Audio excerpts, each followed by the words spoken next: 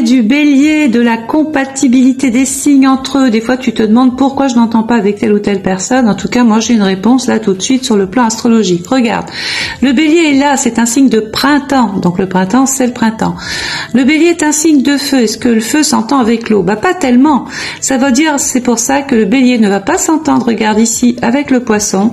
Il va moyennement et pas trop s'entendre avec le scorpion et il va pas s'entendre non plus avec ici le cancer.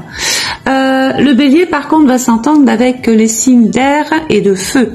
Donc je t'explique, le bélier ici va s'entendre avec le sagittaire et le lion parce que le feu vont bien ensemble.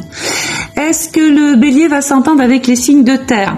Alors, sauf si tu trouves un bélier qui n'a pas envie de bouger, oui, mais sinon, tu as peu de chance. Le bélier avec le taureau ne s'entendra pas forcément parce qu'il le trouve trop sur la réserve, trop dans la possessivité, trop dans la retenue.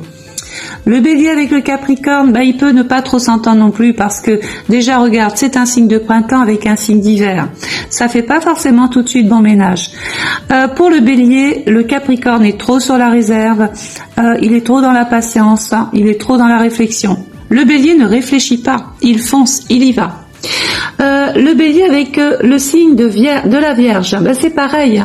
Le bélier aime prendre des risques. La Vierge a besoin de réfléchir, d'analyser, de compter, de peser le pour et le contre. Donc non. Est-ce que le bélier qui est opposé à la balance va s'entendre avec ce signe d'air?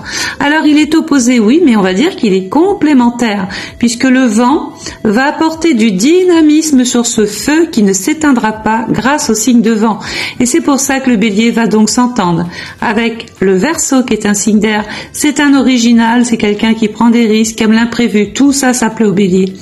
Le bélier va aussi s'entendre avec le signe du Gémeaux. Parce que c'est du vent, le vent pousse encore le feu, pousse la flamme, pousse le dynamisme. Le bélier aime bien aussi ce petit côté enjoueur, jovial, bavardage, dynamique du Gémeaux. Voilà, donc tu as compris que tout ce qui était rouge, le bélier va avoir du mal, et tout ce qui était vert, c'est très bon. Sachant qu'on va retrouver des béliers dans les métiers où on prend des initiatives.